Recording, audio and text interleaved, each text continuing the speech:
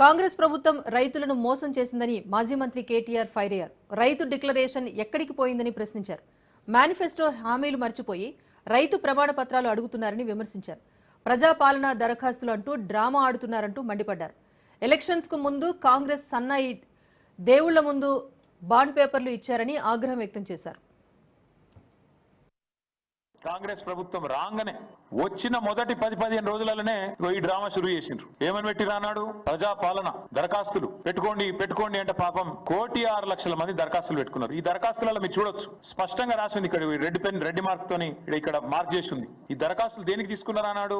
దేనికంటే మహాలక్ష్మి, రైతు భరోసా, గృహజ్యోతి, ఇందిరమ్మ ఇండ్లు, చేయూత పథకంల కొరకు ఈ ప్రజాపాలన దరఖాస్తులు 1,06,00,000 దరఖాస్తులు రాష్ట్ర ప్రభుత్వం స్వీకరించింది. ప్రజాపాలన అయిపోయినాక చెప్పింది, మేము స్వీకరించినాం దరఖాస్తులు, మాకు దరఖాస్తులు అందినాయి, ముట్టినాయి అని చెప్పింది. ఇది ప్రజాపాలనలో కాంగ్రెస్ ప్రభుత్వమే ఆనాడు రైతు భరోసా కోసం కూడా రాష్ట్రంలోని రైతులందరి దగ్గర సమాచారం సేకరించింది, తీసుకున్నది. ఇలా ప్రభుత్వం దగ్గర ఉండాలి. అది కాకుండా విచిత్రం ఏంటంటే ఇప్పుడు మళ్ళొక్కసారి కొత్త డ్రామా. మొన్నటిదాకా కులగణన అని చెప్పి రాయించుకోమన్నారు. అంతకుముందేమో ప్రజాపాలన అని చెప్పి ఆగమాగం చేసింది. చాంతాడంత లైన్లు కట్టించారు ఎక్కడికక్కడ. ఇప్పుడు మళ్ళా కొత్తగా రైతులు ఊళ్ళల్లో ప్రమాణ పత్రం ఇవ్వాలి, ఇస్తేనే మేము మీకు పైసలు ఇస్తాం. మేము అందుకే అంటున్నాం. ఆనాడు కేసీఆర్ గారేమో రైతును శాసించే స్థాయికి తీసుకొచ్చింది. రైతు శాసించాలి, ప్రభుత్వ అధికారులను గాని, వ్యవసాయ శాఖను గాని, రెవెన్యూ శాఖను గాని రైతు శాసించేటట్టు ఉండాలని కేసీఆర్ గారు కలలు కన్నారు. వీళ్ళేమో రైతు యాచించాలి, రైతు అడుక్కోవాలి, రైతును బిచ్చగాని చేయాలి, రైతు అధికారుల ముందు సాగిల పడాలి అన్నట్టుగా వీళ్ళ వ్యవహారం ఉన్నది. ఎంత దారుణం అంటే ఎలక్షన్లకు ముందు ఈ సన్నాసులు, కాంగ్రెస్ సన్నాసులు వీళ్ళే కదా అఫిడవిట్లు తీసుకుపోయి దేవుళ్ళ కాడ పెట్టింది.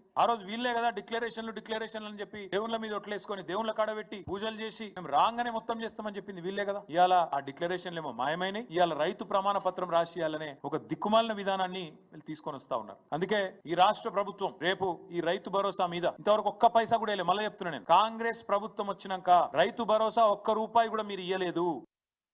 కాంగ్రెస్ ప్రభుత్వం రాగానే వచ్చిన మొదటి 10-15 రోజులలోనే ఈ డ్రామా షురూ చేసిండ్రు. ఏమని పెట్టి రానాడు? ప్రజాపాలన దరఖాస్తులు